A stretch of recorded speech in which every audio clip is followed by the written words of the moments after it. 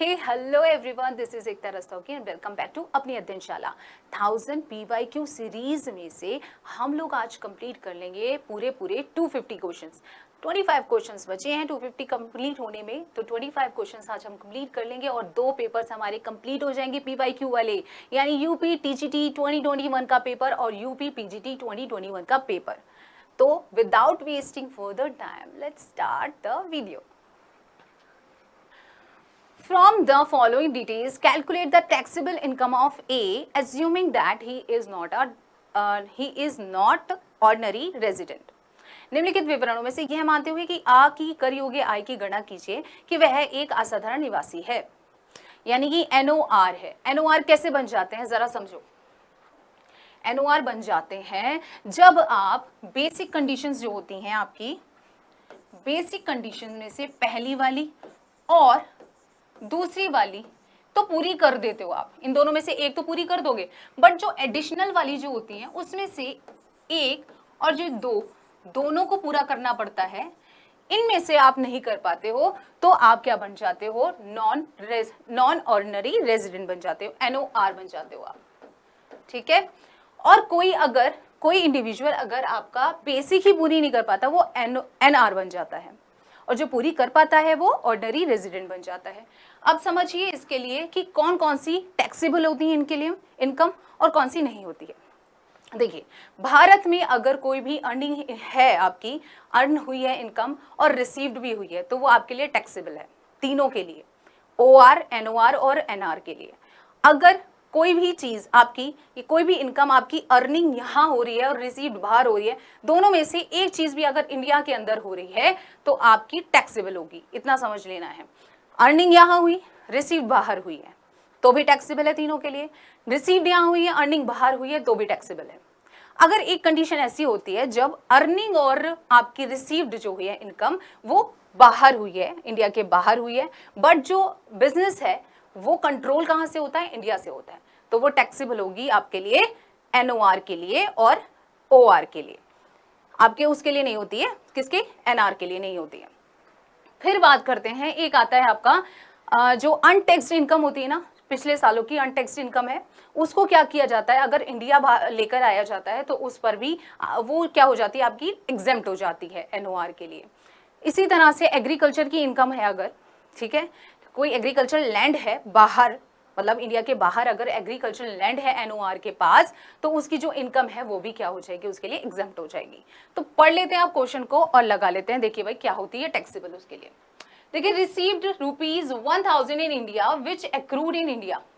Received हो रहा है, मैंने कहा था कि रिसीव्ड या अर्निंग में से कोई एक काम भी हो जाए या दोनों हो जाए तो कौन सा हो जाएगा आपका, वो टैक्सेबल हो जाएगा, तो ये तो टैक्सेबल हो रहा है।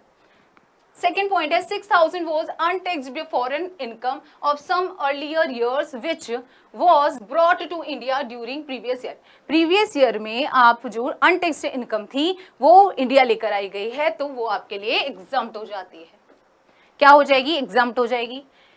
आगे पढ़ते हैं, 2000 earn in India but received in England. Earn हो रही है इंडिया में, रिसीव्ड हुई है इंग्लैंड में, तो अर्न तो हो रही है ना, एक चीज तो हो रही है, तो ये भी टैक्सेबल हो जाएगी। फोर्थ पॉइंट है 10,000 earn and received in Africa. कहाँ हुई है भाई, रिसीव्ड और अर्न दोनों ही अफ्रीका में हुई है। अब क्या आगे लिखा है, but brought to India, India लाई गई, बट ये नहीं कहा गया है कि कंट्रोल हुई है आपकी इनकम, जो है कंट्रोल की गई है यहाँ से, इंडिया से, तो क्या हो जाएगी, एग्जम्प्ट हो जाएगी। क्या होगी, एग्जम्प्ट हो जाएगी। अगर कंट्रोल होती यहाँ से तो टैक्सेबल हो जाती। ठीक, तो अब जरा समझ लेते हैं कौन कौन सी आपकी टैक्सेबल हुई हैं। आपके ये 1000 टैक्सेबल हुए हैं और ये आपके 2000, तो टोटल कितना बन जाता है, 3000 आपके टैक्सेबल हो जाते हैं, तो D will be the right answer. Okay, which of the following is not our tool of management accounting.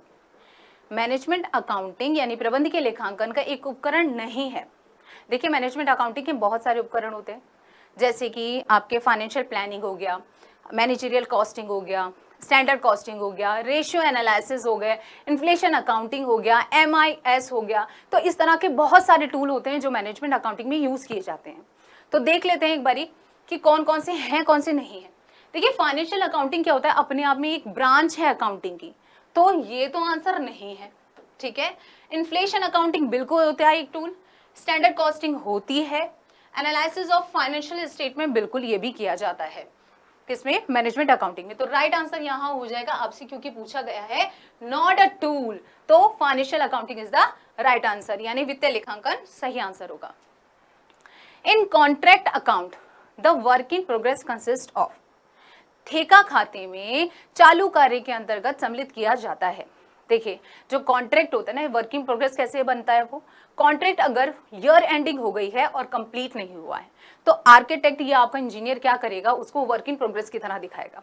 Work in progress में भी दो तरह से दिखाया जा सकता है, कैसे, वर्क सर्टिफाइड जो कि अप्रूव्ड कर दिया है किसी इंजीनियर ने, जिसमें आपके कॉन्ट्रैक्ट प्राइस पर होती है, वो कॉन्ट्रैक्ट प्राइस पर होने की वजह से उसमें प्रॉफिट इंक्लूड रहता है, ठीक। एक होता है वर्क अनसर्टिफाइड, यानी जितना काम अप्रूव नहीं किया है इंजीनियर ने तो उसको बोला जाता है अनसर्टिफाइड वर्क, ठीक। उसमें क्या होता है, वो आपका कॉस्ट प्राइस पर होता है, उसमें प्रॉफिट इंक्लूड नहीं होता। अब इन दोनों चीजों को आप कॉन्ट्रैक्ट अकाउंट में तो क्रेडिट कर देते हो, बैलेंस शीट में आप एसेट साइड लिख देते हो वर्क इन प्रोग्रेस को। तो यहां आंसर आपका क्या बन जाएगा कि वर्क इन प्रोग्रेस के अंदर क्या कंसिस्ट करता है, कॉस्ट ऑफ वर्क सर्टिफाइड, है ना, एंड अनसर्टिफाइड, ये दोनों होते हैं ना, cost of work certified and uncertified will be the right answer. Next question, income received in India और deemed to be received in India shall be taxable for, Bharat में प्राप्त क्या प्राप्त समझी जाने वाली आय कर योगी होगी, किसके लिए होगी भाई। देखो अभी मैंने बताया था भारत में प्राप्त हो रही है या अर्न हो रही है, ये दोनों चीजें एक साथ हो रही हैं तो आपकी टैक्सेबल होती है सबके लिए, आपके ओआर के लिए, एनओआर के लिए, एनआर के लिए, सबके लिए होती है। तो राइट आंसर हो जाएगा all SSC will be the करदाता, मतलब सभी करदाताओं के लिए क्या होगी, वो टैक्सेबल होगी। Next question, after recession comes, after recession यानी रिसेशन के बाद क्या आता है, मंदी के बाद क्या आता है। तो देखिए सबसे पहले आप क्या करते हो, ऐसे समझो इसको, सबसे पहले आप एक्सपेंशन करना शुरू करते हो, यहाँ क्या करते हो, एक्सपेंशन, ठीक है। फिर ये आप पहुंचे पीक पर, ये आ गई पीक, फिर ये धीरे धीरे गिरना शुरू हुआ, ये हो गया रिसेशन, ठीक है। यहां से आप नीचे पहुंचे, ये जो नीचे गिरना शुरू हुआ ये डिप्रेशन हो गया आपका, ठीक है, डिप्रेशन हुआ। फिर ये यहां जो पहुंचते हो आप तो ये हो गया थ्रू, ठीक। अब यहां से जब उठना शुरू होता है वापस से तो इस उठने को बोलते हैं हम रिकवरी, क्या बोलते हैं हम, रिकवरी। अब इस लाइन से आप वापस दोबारा ऊपर उठेगा तो उसको फिर वापस से हम क्या कहेंगे, एक्सपेंशन बोलेंगे, क्या बोलेंगे हम, एक्सपेंशन बोलेंगे, ठीक है। तो क्या आपका बना है यहाँ एक्सपेंशन, फिर रिसेशन, डिप्रेशन, फिर रिकवरी, ठीक। तो रिसेशन के बाद क्या आएगा, डिप्रेशन आएगा, आपका अवनति आएगा, ठीक है, रिसेशन के बाद डिप्रेशन आएगा। Next question, on 31st March 2019 total debtors are 25,000 and bad debts are 1,000. So if rate of discount on debtors is 2% and rate of provision for bad debts is 5%, then the amount of discount on debtors will be, देखिए कैसे calculate करते हैं हम इसको, जरा देखो आप, यहाँ करूँ, पीछे करते, देखो, नहीं सॉरी, यहाँ करते, देखो सबसे पहले हम क्या लिखते हैं, डेटर्स लिखते हैं, सबसे पहले हमने डेटर्स लिखे, ठीक है। अब उसमें से हम लेस करेंगे क्या, बैड डेब्ट्स। बैड डेब्ट्स क्यों लेस करते हैं मैम, बैड डेब्ट्स इसलिए लेस करते हैं जो लोग आपका पैसा नहीं देने वाले, आपको पता है क्या वो नहीं देने वाले, रिकवर्ड नहीं होने वाला उनसे, तो वो बैड हो गए, तो उनको तो सबसे पहले आप लेस कर दोगे, उसमें से कर दोगे ना। तो यहाँ थे ये 25,000 थे डेटर्स, कितने थे 25,000, बैड डेब्ट्स कितने के थे भाई, बैड डेब्ट्स बोले थे इन्होंने 1,000, ठीक है। और ठीक है 1,000 के आपके बैड डेब्ट्स थे, बैड डेब्ट्स हमने लेस कर दिए, 24,000 आ गया, राइट। अब ये बताइए पहले डिस्काउंट निकालोगे आप या प्रोविजन निकालोगे, सबसे पहले हम प्रोविजन निकालेंगे, क्यों भाई, प्रोविजन फॉर, एक मिनट, प्रोविजन फॉर राइटिंग भाई, ठीक है, प्रोविजन फॉर बैड डेब्ट्स, ठीक है। बैड डेब्ट्स यानी प्रोविजन जो अब लोग आपको हो सकता है पैसा ना दें, आपका डाउटफुल है उनके साथ में, तो वो आप उनके लिए प्रोविजन बना रहे हो, उनको पहले घटा दोगे, उसके बाद डिस्काउंट दोगे, उससे पहले नहीं दोगे। जो बुरे लोग हैं, जो आपका पैसा नहीं दे रहे हैं, आप उनको डिस्काउंट दोगे क्या? नहीं दोगे ना। तो ऐसे ही करना है, पहले इन लोगों को बैड को माइनस कर देना है, फिर प्रोविजन उन लोगों के लिए जिन लोगों का अभी डाउटफुल है वो दे दें, वो हो सकता है ना दें हमारा पैसा, तो उनको माइनस कर दीजिए। कितना था? 5% था शायद, है ना? 5% या 2% है, राइट। देखिए 5%, हाँ 5% ये है और 2% डिस्काउंट है, ठीक है। तो 5% निकाल लीजिए 24,000 का, 24,000 का हमने 5% निकाला, ठीक। तो कितना हो गया ये आ गया आपका 1200, ठीक है। 1200 हमने लेस किया, अब आ गए आपके 22,800। अब निकालोगे आप डिस्काउंट इस पर, ठीक है। यहां discount, okay, discount on debtors, provision for discount on debtors, ठीक। कितना निकलेगा? 2% से निकलेगा, यानी 22,800 पर 2% निकालो भाई। कितना हो गया? 0 से 0 कट गया, 8 दूनी 16, ठीक है, और 2 दूनी 4 5 और ये 4, यानी 4 5 6 विल बी द आंसर। 4 5 6 यहाँ लेस हो जाएगा। और वैसे आपसे डिस्काउंट का ही अमाउंट पूछा है कि डेटर्स पर जो डिस्काउंट ऑन डेटर्स है वो कितना होगा, तो 4 5 6 will be the right answer. समझ आया ना? जो देनदार आपको पैसा नहीं देने वाले, पहले ही बैड हो गए, उनको हटा दो पहले, तो फिर जो डाउटफुल है उनको भी हटाओ, उसके बाद डिस्काउंट दिया जाएगा। जो बुरे हैं ना उनको नहीं दिया जाता, अच्छों को दिया जाता है, ठीक है। जो गुड होते हैं उनको देते हैं। नेक्स्ट क्वेश्चन देखिए, ब्रेक इवन पॉइंट इज, यानी सम विच्छेद बिंदु होता है। देखिए सम विच्छेद बिंदु होता है जब आपकी जितनी रेवेन्यू आ रही है वो टोटल कॉस्ट के जस्ट बराबर हो जाए, है ना। जितनी रेवेन्यू आप कमा रहे हो वो रेवेन्यू जस्ट टोटल कॉस्ट के बराबर हो जाए, ना तो उससे थोड़ी सी ज्यादा ना ही उससे थोड़ी कम, यानी 0 आपको लॉस हो रहा है, 0 ही आपको प्रॉफिट हो रहा है, तो वो कंडीशन हो जाती है आपकी ब्रेक इवन पॉइंट। तो यहां आपको आंसर मिल जाता है जहां कुल आगम कुल लागत के बराबर होता है, जहां कुल आगम कुल लागत के बराबर होता है, यानी where total revenue equals total cost, ठीक।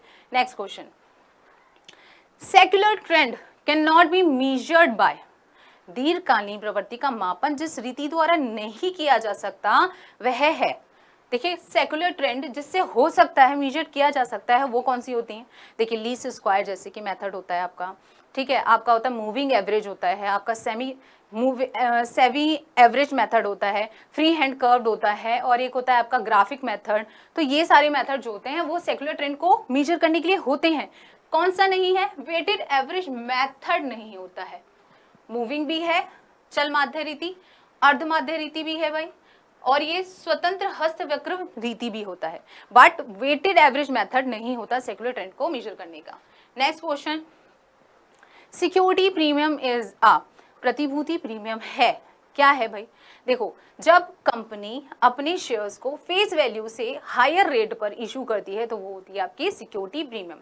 सिक्योरिटी प्रीमियम को according to the provisions of law of governing companies कहती हैं कि आप कैपिटल रिसीव्ड मानिए, ठीक है। क्या मानिए? कैपिटल रिसीव्ड मांगिए, और इसको लायबिलिटी साइड में रिजर्व एंड सरप्लस के हेड में दिखाइए, रिजर्व एंड सरप्लस के हेड में दिखाइए आप किसको? सिक्योरिटी प्रीमियम को।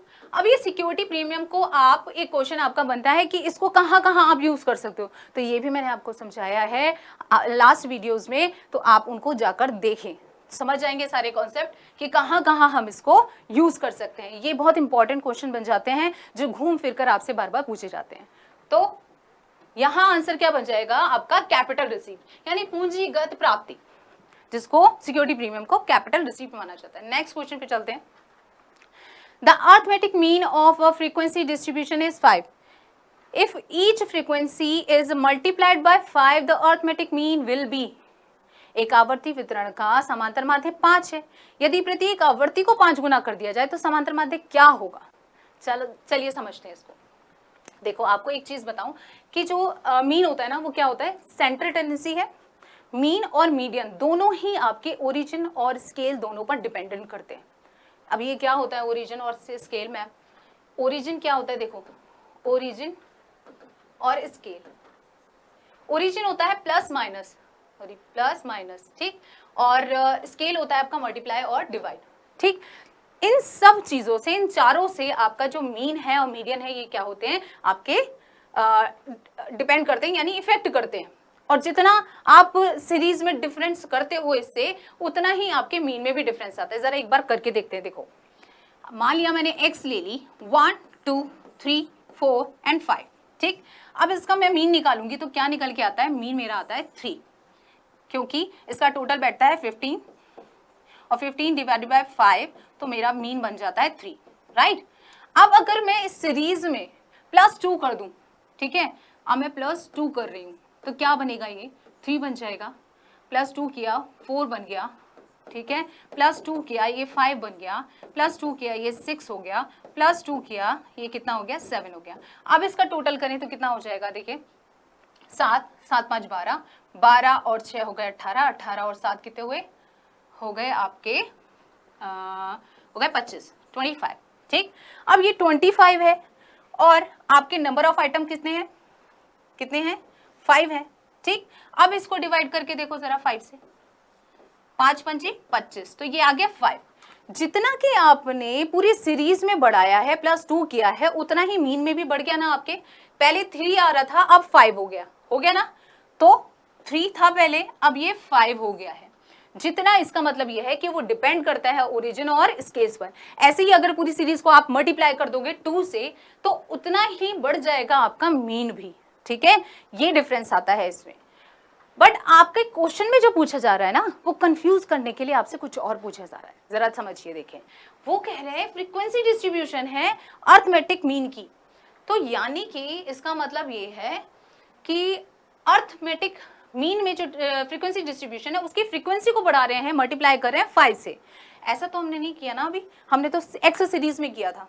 तो करके देखें एक बारी, देखो करके देखते हैं इसको। एक्स जो थी आपकी 1 2 3 4 एंड 5, ये ले लेते हैं क्योंकि मीन पता है हमको। इसका कितना आ रहा था, 3 आ रहा था इंडिविजुअल सीरीज का।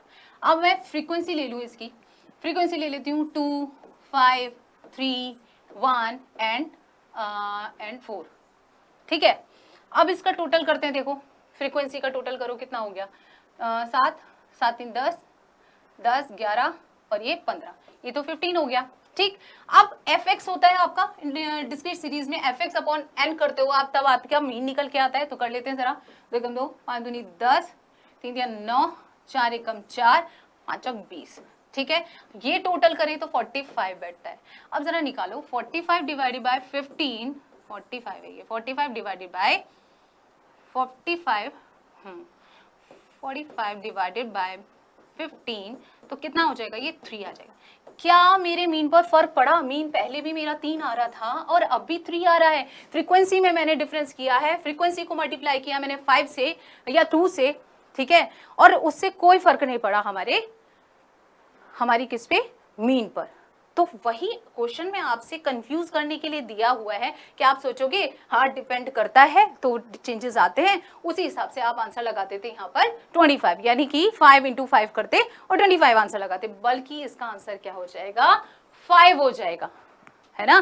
फ्रीक्वेंसी डिस्ट्रीब्यूशन में मल्टीप्लाई आप कितना भी कर लीजिए, मीन पर कोई फर्क नहीं पड़ेगा, ठीक। राइट आंसर विल बी 5, यानी मीन आपका 5 था तो 5 ही रहेगा। नेक्स्ट क्वेश्चन पे चलते, देखिए। हाँ जी, with regard to business cycle which of the following is not true. देखिए, व्यापार चक्र के संबंध में निम्नलिखित में से कौन सा एक सही नहीं है, पढ़ लेते हैं। देखो, expansion, recession, depression and recovery are the 4 phases of business cycle. बिल्कुल होते हैं, अभी हमने पढ़ा है। विस्तार, उत्सादन, अवनति, पुनरुत्थान, व्यापार चक्र के 4 चरण है, बिल्कुल है। Business cycle is a part of the capitalist system. व्यापार चक्र पूंजीवादी पद्धति का एक अंग है, बिल्कुल, क्योंकि पूंजीवादी लोग ही तो करते हैं ना बिजनेस, है ना। तो ये भी आपका सही हो जाता है, ये भी सही है, ये भी सही है। According to Keynes the trade cycle is purely monetary phenomenon. हमें ये नहीं पता, चलो तो डी पढ़ लेते एक बार। The innovations the theory of business cycle is associated with the name of Joseph Schumpeter. जो शुम्पेटर हैं वो आपके बिजनेस साइकिल की थ्योरी के जनक कहे जाते हैं। तो ये डिफिनिशंस भी नहीं आती हैं। तो इलिमिनेशन, मेथड से हम अपना आंसर निकाल सकते हैं। जैसे हमने किया ये हो सकता है, ये है बट ये नहीं है, तो राइट आंसर हो जाएगा ऑप्शन सी। ओके, नेक्स्ट पे चलते हैं। देखिए, after redemption of debenture the company balance of sinking fund account is transfer to. इस क्वेश्चन को मैंने अलग अलग तरीके से बहुत बार समझाया है आपको। कभी ये पूछ लेते हैं कि प्रॉफिट कहाँ से सिंकिंग फंड के अंदर बैलेंस आता है, कहाँ से डालते हो आप उसमें। कभी पूछते हैं सिंकिंग फंड इन्वेस्टमेंट अकाउंट में से आपके कहाँ जाता है पैसा। कभी ये कहते हैं कि डिबेंचर्स को पे करने के बाद क्या बचता है वो कहाँ जाता है। तो इस तरह से कई बार घूम घूम के आपके ये क्वेश्चंस बनते हैं और मैंने आपको कई बार समझाया है। तो लास्ट वीडियोस को जाकर आप जरूर देखिए, उनको मैं जरूर आपको प्रेफर करूंगी। आप देखेंगे तो कॉन्सेप्ट आपको सारे समझ आएंगे। यहाँ आपका आंसर बन जाता है। देखिए, जो सिंकिंग फंड अकाउंट है उसमें अगर डिबेंचर्स को रिडम करने के बाद अगर कुछ बच जाता है तो कहाँ बच जाएगा, वो आपका जनरल रिजर्व में ट्रांसफर किया जाता है सीधे सीधे। ठीक है, the responsibility to conduct census in India lies with, Bharat में जनगणना कराने का उत्तरदायित्व किसका है? The office of registrar general and census commissioner under ministry of home affair is responsible to conduct the census. तो कौन रिस्पॉन्सिबल है? मेन तो आपकी रिस्पॉन्सिबल है ministry of home affairs, government of India. इसके अंदर भी कौन करता है? Registrar general and census commissioner. ठीक है, तो राइट आंसर हो जाएगा ए। नेक्स्ट पे चलते हैं। The concept of economic order quantity is concern with, मितव्ययी आदेश मात्रा की अवधारणा संबंधित है किससे? देखिए, जो EOQ है वो कोशिश करती है, वो एक टेक्निक होती है जिससे कि वो क्या मिनिमाइज कर सके होल्डिंग कॉस्ट को और एक्सेस इन्वेंट्री जो आप अपने यहाँ रख रहे हो उसको कम कर सके। तो वो एक तरीके से किस चीज़ की टेक्निक है? आपकी इन्वेंट्री को कंट्रोल करने की टेक्निक है। EOQ is the technique of inventory control. Right answer is B, सामग्री के नियंत्रण की तकनीक से है। For printing of wedding invitation card the most appropriate costing system is, वैवाहिक आमंत्रण पत्र के मुद्रण के लिए सर्वाधिक उपयुक्त लागत लेखांकन प्रणाली है, कौन सी है? देखिए, जॉब कॉस्टिंग होती है। Job costing is use to determine the cost of specific job. Specific job जो आप कस्टमर स्पेसिफिकली देता है, कहता है कि भाई मेरे अकॉर्डिंग आप ये काम कर रहा। हर काम में आपकी यूनिफॉर्मिटी नहीं होती। आपने कुछ और तरीके से काम कराया, दूसरा आएगा वो कुछ और तरीके से काम कराएगा। इसके एग्जाम्पल हो जाते हैं जैसे प्रिंटिंग प्रेस हो गया। आप प्रिंटिंग प्रेस में जो कार्ड बनवाते हो, इन्विटेशन कार्ड, हर किसी के कस्टमाइज्ड होते हैं। हर कोई अपना अलग अलग तरीके से बनवाता है। एक लॉट खत्म होने के बाद दूसरा लॉट आएगा और वो भी यूनिफॉर्म नहीं होगा, वो अलग तरीके से होगा। ठीक है, तो ऐसी कॉस्टिंग के लिए आपके जॉब कॉस्टिंग को यूज किया जाता है, उपकार्य लागत विधि को। इसमें आ जाती हैं आपके जैसे ऑटोमोबाइल्स गैरेज होते हैं, आपके रिपेयर वर्कशॉप्स होती हैं, ये सब आप अपने कस्टमाइज तरीके से करवाते हो इन सब पे काम। तो आपका job costing will be the right answer. ठीक है, printing of wedding invitation card के लिए कॉस्टिंग सिस्टम कौन से सही है? Job costing. नेक्स्ट पे चलते हैं। A functional relationship between two variables is called, दो चरों के मध्य कार्यात्मक संबंध कहलाता है। क्या कहलाता है? वो कहलाता है आपका रिग्रेशन एनालिसिस। कैसे? ये एक रिलेशनशिप एस्टिमेट करता है, relationship between the independent variable and one and more dependent variable and one और मोर इंडिपेंडेंट वेरिएबल के बीच में रिलेशनशिप को एस्टिमेट करता है।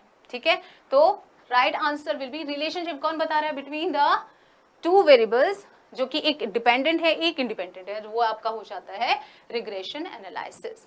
नेक्स्ट पर चलते हैं। डेटर्स 40,000, BR 20,000, क्रेडिट सेल दे रखी है 2,50,000, सेल्स रिटर्न दे रखा है 10,000, BP दे रखे हैं 10,000। The average collection period will be, क्या होगा? कैसे निकालोगे भाई? ACP निकालने के लिए बोला है। सबसे पहले आप, एक तरीका बहुत आसान है, आप क्या करो, सबसे पहले DTR निकालो, यानी कि डेटर्स टर्नओवर रेशियो निकालो पहले।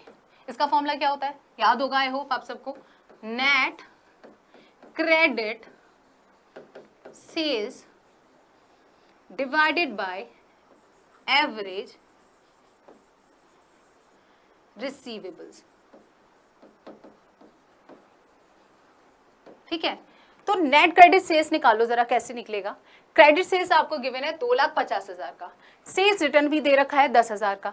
इसको माइनस कर दोगे क्रेडिट सेल्स में से तो आपकी आ जाएगी नेट क्रेडिट सेल्स, यानी 2,50,000 में से 10,000 लेस करो तो कितना आ गया? 2,40,000। राइट, एवरेज रिसीवेबल्स निकालो, डेटर्स कितने हैं 40। एवरेज रिसीवेबल्स में मतलब हो जाता है आपका डेटर्स भी आ जाते हैं, उसमें बीआर भी आ जाता है। तो टोटल कितने हुए भाई 40,000 और 20,000 हो गए 60,000। ठीक है, ये 4 0 से 4 0, 6 चौक 24, 4 आ गया। डीटीआर आपका निकल के आया 4। ठीक है, डीटीआर कितना निकला 4। अब निकालो एसीपी यानी कि एवरेज कलेक्शन पीरियड। वो कैसे निकलता है भाई, आपसे जिस चीज में पूछा हो, यानी कि आपसे मंथ में पूछा है तो 12, आपसे वीक में पूछा है तो 252, आपसे अगर डेज में पूछा है तो 365 डेज। ठीक, डिवाइडेड बाय डीटीआर, ये होता है इसका फॉर्मूला। ठीक, अब डीटीआर कितना था 4 निकल के आया था हमारा, और मंथ में आंसर पूछ रहा है तो कैसे निकालेंगे भाई, तो 12 डिवाइडेड बाय 4 यानी कि 3 months will be the right answer. Okay, क्या आंसर हो जाएगा 3 month, 3 months will be the right answer. समझ आया आप लोगों को, है ना। सबसे पहले आप डीटीआर निकालिए, फिर आराम से निकल जाएगा आप एसीपी आपका। Next question, the portion of uncalled capital that can be called up only on winding up of the company is known as, अयाचित पूंजी का वह भाग जिसे कंपनी के समापन के समय पर ही याचित किया जाता है कहलाती है क्या, वो होती है आपकी संचित पूंजी यानी reserve capital. Right answer is D. Next पे चलते हैं, A company incorporated by a special act of parliament or any state legislature is called, संसद अथवा किसी राज्य के विधानमंडल द्वारा पारित विशेष अधिनियम के अंतर्गत समामेलित कंपनी कहलाती है क्या, कंपनी कहलाती है वैधानिक कंपनी। जब आपकी एक्ट ऑफ पार्लियामेंट से बन रही है तो वो क्या होती है आपकी स्टैचुरी कंपनी कहलाती है। तो ये स्टैचुरी कॉर्पोरेशन होते हैं ना, ये ऐसे कॉर्पोरेशन होते हैं जिनको एक्ट ऑफ पार्लियामेंट के द्वारा बनाया जाता है, और इनमें जो फंडिंग होती है, जो फाइनेंस दिया जाता है वो गवर्नमेंट की तरफ से दिया जाता है पूरी तरह से। पावर है इनकी, लिमिटेशंस हैं, इनके जो राइट्स हैं वो सब कहाँ से मिलते हैं, इनको लॉ की तरफ से मिलते हैं। तो ये हो जाती है आपकी स्टैचुरी कंपनी। नेक्स्ट क्वेश्चन पे चलते हैं, देखिए, the term casual income does not include, आकस्मिक आय में सम्मिलित नहीं है। देखिए, कैजुअल इनकम होती है आपकी, जैसे कि आपने लॉटरी से आय प्राप्त की है, आपने गैम्बलिंग करके, बैटिंग करके, या आपको पड़े मिल गए पैसे, वो आकस्मिक आय, मतलब आप रेगुलर टर्म ऑफ लाइफ में आप उसको कर नहीं रहे हो, इनकम नहीं कमा रहे हो। ठीक है, तो वो आपकी होती है आकस्मिक आय यानी कि कैजुअल इनकम। ठीक, विनिंग ऑफ लॉटरी बिल्कुल होता है, गैम्बलिंग से भी होता है, capital gain on sale of share, ये तो आपकी इनकम के 5 हेड में से एक होता है, कंपनी कैपिटल गेन, है ना। तो ये तो राइट हो, मतलब यहाँ ये आंसर नहीं होगा, नॉट ही पूछा है ना हमसे, तो ये ही आंसर हो जाएगा आपका capital gain on sale of shares. ठीक, अंशों के विक्रय पर पूंजी लाभ। Receipt of money lying on road, कि सड़क पे पड़ा धन मिलना भी आपके लिए क्या हो जाता है, कैजुअल इनकम हो जाता है, क्योंकि बार बार तो नहीं मिलते कैजुअल, हाँ आपको मिल जाते तो अलग बात है।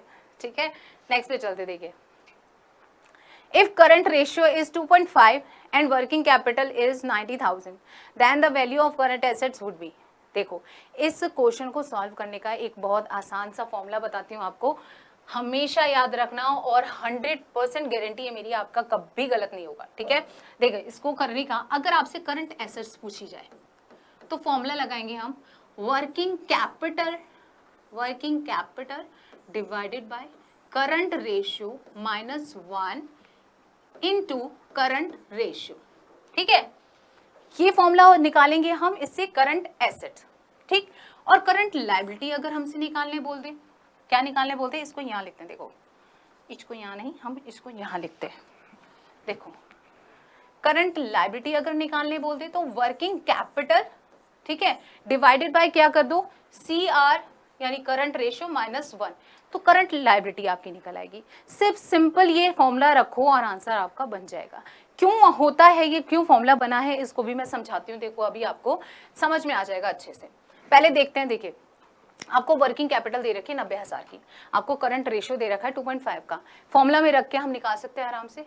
ठीक है, निकाल ले एक बारी, फिर मैं समझाती हूँ क्यों करते हैं ऐसा। वर्किंग कैपिटल देखिए 90,000 का है, राइट, और करंट रेशियो आपका कितना है 2.5 माइनस इसमें से कर देते हैं हम 1, माइनस कर रहे हैं हम 1, अब मल्टीप्लाई कर दो करंट रेशियो का ही 2.5 का। इसका मतलब ये होता है, देखो वर्किंग कैपिटल क्या होती है आपकी, होती है current assets minus current liability.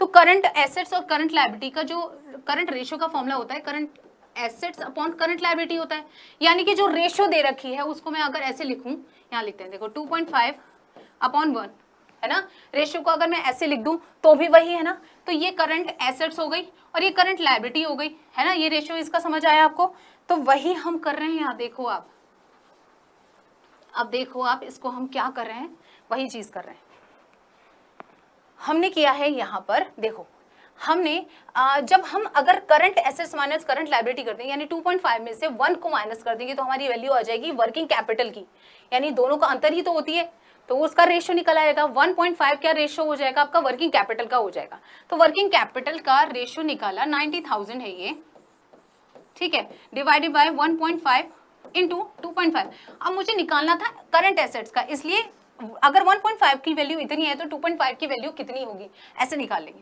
तो ये पॉइंट से पॉइंट हटाया, 15 3 पंजे 15 5 पंजे 25 ये हो गया, ठीक है। अब इसमें आप 3 से इसे डिवाइड करो, 3 हो गया और 5 या 15, ये हो गए आपके 1,50,000, ठीक है। Right answer will be 1,50,000। Okay, next question फटाफट से चलते देखिए। Inventory turnover ratio is, inventory ratio आपका कौन सा होता है, स्कंद आवर्त अनुपात, एक्टिविटी रेशियो होता है, इसी को हम एफिशिएंसी रेशियोज भी कहते हैं। नेक्स्ट क्वेश्चन देखिए, according to companies act 2013 shares can be issued by a company at, company act के अकॉर्डिंग आप जो शेयर्स इशू कर सकती है कंपनी, वो कर सकती है आपकी at par and premium, discount पर नहीं कर सकती है, ठीक है, समूल्य पर और प्रीमियम पर कर सकती है, डिस्काउंट पर नहीं कर सकती। नेक्स्ट क्वेश्चन पे चलते देखिए, second quarter is called, second quarter क्या कहलाता है आपका, द्वितीय चतुर्थक को कहा जाता है मीडियन यानी मध्य का, क्या बोलते हैं मध्य का। नेक्स्ट क्वेश्चन पे चलते हैं, consider the following statements and identify the right ones, निम्नलिखित वाक्यों को ध्यान में रखते हुए एक सही विकल्प को पहचानिए। According to the theory of demographic transition is the first stage birth rate is low but death rate is high.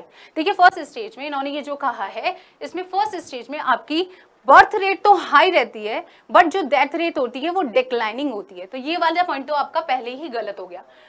The difference between them is high, difference इनमें हाई होता है नहीं होता है, ये वाली बात भी गलत है, तो neither A and nor be, right answer हो जाएगा डी।